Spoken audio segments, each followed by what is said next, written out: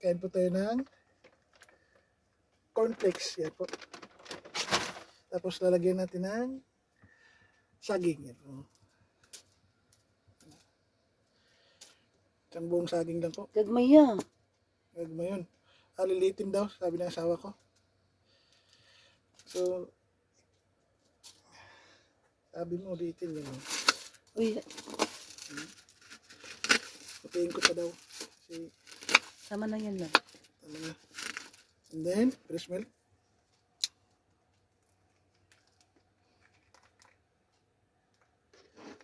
Nahinay.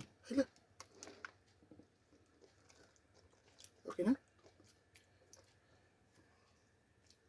Damihan mo. Okay na? Sige pa, sige pa.